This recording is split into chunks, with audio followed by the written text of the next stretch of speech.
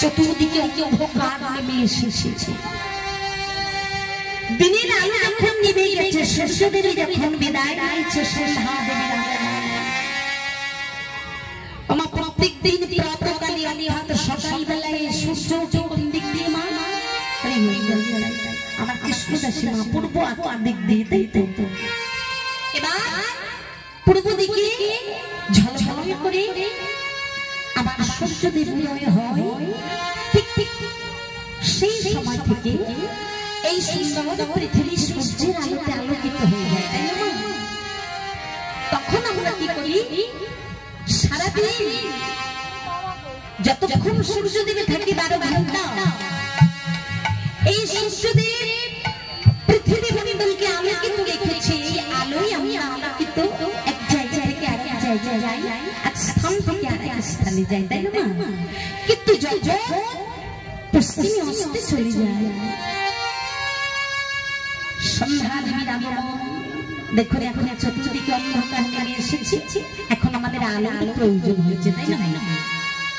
দিনের বেলা গেলে আলো জ্বালালে এই আলোর মান আমরা বুঝতে পারতাম না। এখন চতুর্দিকে অন্ধকার নেমে এসেছে, সূর্যদেব বিদায় নিয়েছে, সন্ধ্যা দেবীর আগমন, তাই এই আলোর সাহায্য না নিলে আমরা একজনকে দেখতে পাই না। শাস্ত্রে কি বলছি জানো? বলছি ওমা, এই পার্থিব জগতের সূর্য আজ প্রাতঃকালে প্রভাত ভালে সকালবেলা পূর্ব আকাশে ঝলঝল করে উঠেছিল, আস্তে আস্তে ধীরে ধীরে পশ্চিমে অস্তে চলে যাচ্ছে। আগামী দিন আবার এই পূর্ব আকাশে সূর্যোদয় হবে, কিন্তু এই মানব সূর্যোদয় হচ্ছে যদি একবার মানব সূর্য ধীরে ধীরে অস্তে চলে যায়, তাহলে কি এই মানব সূর্য আগামী দিন আর উদয় হবে?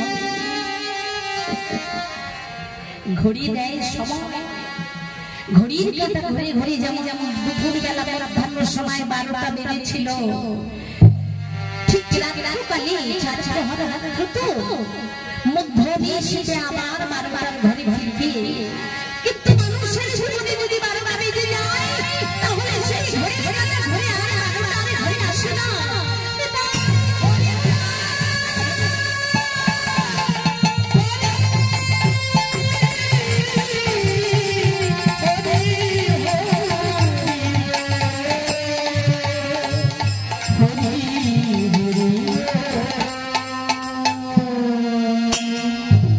চতুর্দিকে যখন ঘোর অন্ধকার নেমে এসেছে, রাজা দশরথ বললেন, সুমন্ত্র, আমি যে উদ্দেশ্যে এসেছিলাম, রাজা দশরথ যে উদ্দেশ্যে এসেছে মা কি করতে? মৃগ শিকার করতে, তাই না? কেন? সন্তানের জন্য, সন্তানের জন্য এসেছে। এই পৃথিবীতে অনেক পিতা-মাতা আছে যাদের সন্তান হয়, যারা ভগবানের চরণে মাথা করে, ভগবানের চরণে মাথা করে ভগবানের চরণে প্রার্থনা করছে, কৃপাময় ভগবান, তুমি আমায় শাসন দাও, আমি সারা জীবন তোমার দাস হয়ে থাকবো, তোমার নাম। আমরা তো বলি এটা আমার সন্তান, আমার ছেলে, আমার মেয়ে, তিনি যদি কৃপা করে দেন তাহলে হবে, তা না হলে একটা মায়ের 100 সন্তান, আমার একটা মায়ের খালি, তাই না? তাই রাজা দশরথ আজ মনে বড় কষ্ট যন্ত্রণা নিয়ে মৃগ শিকার করতে এসেছে, সন্তান নেই, তার সন্তান হবে এই আশা নিয়ে মৃগ শিকার করতে এসে কি দেখা গেল, দিনের আলো নিভে গেছে, রাত্রির অন্ধকার নেমে এসেছে। সমন্বয়কে যখন এই প্রশ্ন করল, বললি মহারাজ, ওই একটা সরোবর দেখা যাচ্ছে, তবে আমরা যে উদ্দেশ্যে এসেছি এই উদ্দেশ্য আমাদের সফল করতে হবে, আপনি বিচলিত হবেন না। আমার মন বলছে সারাদিন অক্লান্ত পরিশ্রম করে খাদ্য অন্বেষণ করে সকল মৃগের দল রাত্রকালে ওই সরোবরে জল পান করতে হবে। সারাদিন খাদ্য অন্বেষণ করেছিল, তবে নিশ্চিত রাত্রকালে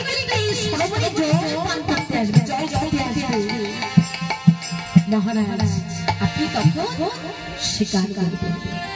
আচ্ছা মায়েরা আসতে মৃগ মানে কি মা? মৃগ জলি ভাই গৌর হরি হরি। হ্যাঁ মৃগ মানে কি বাবা? হাতি। আমার এই ছেলে বলেছে যে মৃগ মানে হাতি, এটা কি সত্যি কথা? ঠিক বললো? হ্যাঁ ঠিক বলি। মৃগ মানে কি মা? বলো বলো মায়েরা, আমার লক্ষ্মী মায়েরা সবই জানে। হরি ও আমার লক্ষ্মী মা, মিষ্টি মা গো। হরি মৃগ শিকার করতে এসেছে রাজা দশরথ। এখন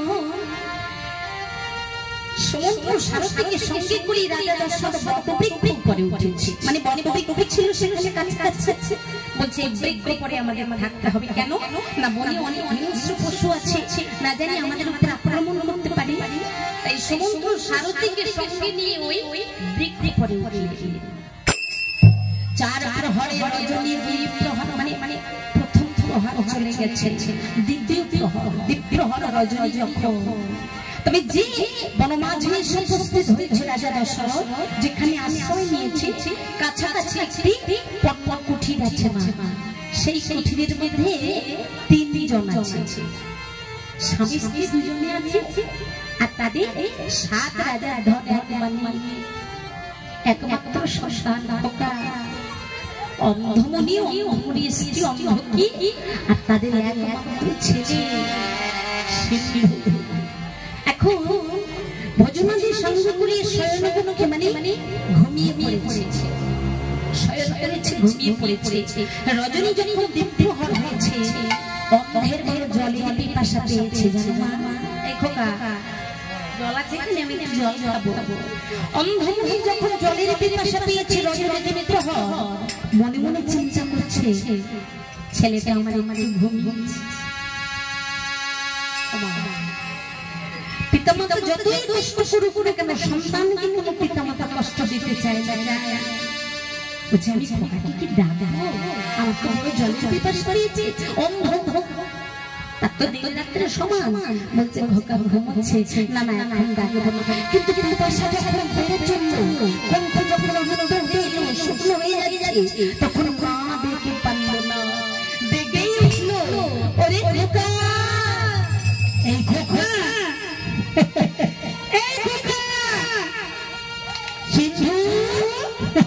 তুই কি আমার কথা শুনতে পারছিস না বাবা? একটু আয় বাবা আমার কাছে, আমার তো জলের পিপাসা, আমার তো বড় বড় পিপাসা রে খোকা, দে না বাবা, দে দে দে আমাকে একটু জলের পিপাসায় জল দে, দে বাবা। এই শিশু ঘুমিয়েছিল, ঘুমের মধ্যে শুনতে পেল পিতার করুণার্তন। এই সিন্ধু আমরা ছবিতে দেখেছি মা, পিতামাতাকে কাঁধে করে বয়ে বয়ে বেড়াচ্ছে না, অন্ধ পিতামাতাকে স্তম্ভে করে বয়ে বয়ে বেড়াচ্ছে না, এমন সন্তানকে কলিযুগে কোনো ঘরে আছে? আছে অনেক ঘরে, অনেক সন্তান পিতামাতাকে অনেক যত্নে রেখে দেয়, আবার অনেক সন্তান এত কষ্ট দেয় সে আর ভাষায় প্রকাশ করে সম্ভব হবে না। পিতার করুণার্তনাদ ঘুমের মধ্যে শুনতে পেল, শিশুর ঘুম ভেঙে গেল, অন্ধমণিকে জড়িয়ে ধরেছে পিতা। কি তুমি এমন ভাবে আমারে ডাকছো কেন? বলছে খোকা রে, আমার তো ঘরে জলের পিপাসা পেয়েছে, তাই আমি তোকে ডেকেছি, তোর ঘুমটা আমি নষ্ট করে দিলাম। বলছে না পিতা, তুমি তো ঠিকই করেছো, ঠিক আছে আমি তোমায় জল খেতে দেব। দেখো মা, ললাটে যেটা লেখা আছে এটা কেউ খণ্ডন করতে পারে না। সিন্ধু যখন এই কথা শুনলো, তার পিতাকে জল খেতে দিতে গেল, আর জল খেতে দিতে গিয়ে দেখে কলসি নারিয়ে বিন্দু জল এদিকে পিতা চিৎকার করে ডাকছে খোকা, আমায় জল খেতে দে খোকা রে। কিন্তু কলসিতে তো বিন্দু মাত্র জল নেই। পিতা